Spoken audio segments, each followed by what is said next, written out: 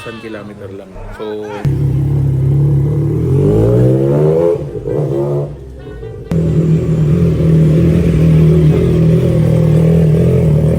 sir, thank you ulit. Thank you, sir.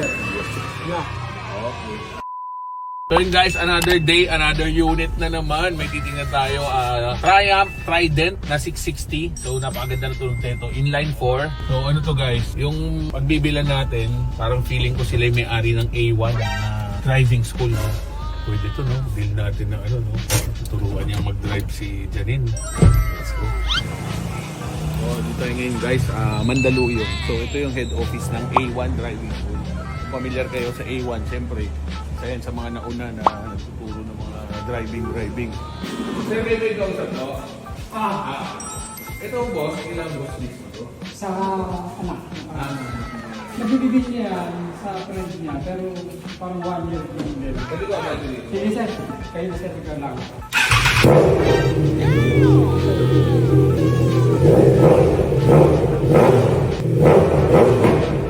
Cylinder, tinatawag nilang inline 3. So maganda na talaga tunog niya. XSR 900, Racer 900, same to ng tunog. Makikita siya guys, ang bata, 4,000 kilometer lang.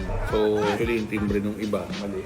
Itong service interval tawag dyan, yan yung next PMS mo. Ang next PMS mo is February 2025 or after nitong 15,636. Sa mga hindi nakakaalam guys, ang change oil ng Triumph is every 16,000 or 1 year, whichever come first. Kung ano mauna, kunyari isang taon na, wala pang tinakbo, change oil mo na rin. Pero kung kunyari, umabot ka ng 16,000, wala pang isang taon, change oil ka na rin. So, ganun katipid, no? Ang change oil ng Triumph. Pero ako, personally ako, kung mag-change oil ako nito, every 5,000 lang or 1 year. Ito nga, 2022 to, pero nakailang change oil na siya kasi last change oil niya, February 2024. So, ngayong February, kailangan change oil na to kahit hindi pa umabot ng 16,000 kilometer. Tanong mo siya, baka gusto niya.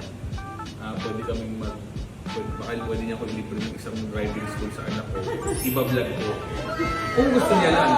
Nagkalanak niya. 17. Magkano ba ang driving school niya? Yung 8 hours na ngayon, nasa 6,000. Pwede niya. Ilang version? 8 hours. Yun ang minimum. Opo. Ano yun? Pwede mag 3 hours a day. Lagay ko na dito ulit mga.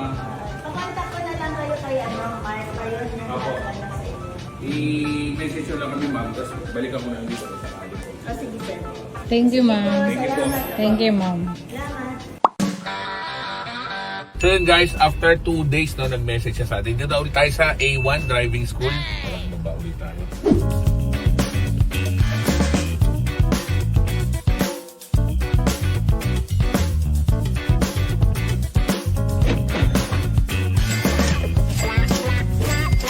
So si Sir Mar, siya ang ano ba ito sir, admin? Operation officer. Operation officer ng A1. So hindi natin nakarap si boss no kasi bagong siya no. So, binili natin to, Triumph na Trident 660. So, close din kami ng 300,000. Plus, driving course para doon sa anak ko. So, mag-vlog din natin yan soon, makikita natin. So, sila may-ari ng A1 Driving School. Buo yan, buong nationwide. Boss, thank you. Thank you, sir. Good luck. See you sa anak mo, sir. Opo, yan. Hindi naman ang parking na, simula nung iniwan ko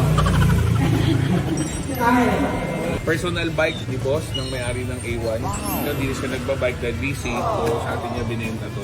Sir, thank you ulit. Thank you, sir. Good luck. Okay.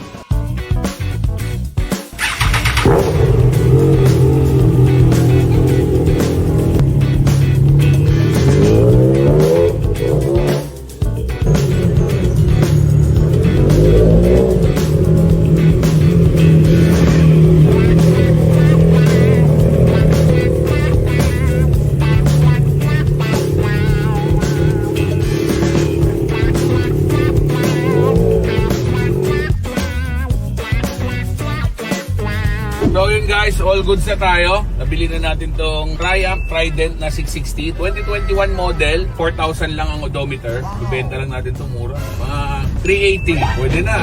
380,000. Meron na siyang drift exhaust. So nakatambucho na to guys. Napakaganda na tunog na rig nyo naman, di ba? Nung nirat-rat natin kanina. So pag may mga binibenta kayong second-hand big bikes, kotse, message nyo sa akin, send nyo yung picture, yung details, yung odo, tapos sa price natin, pag pumasok sa akin, puntahan natin, bayaran natin. Let's go!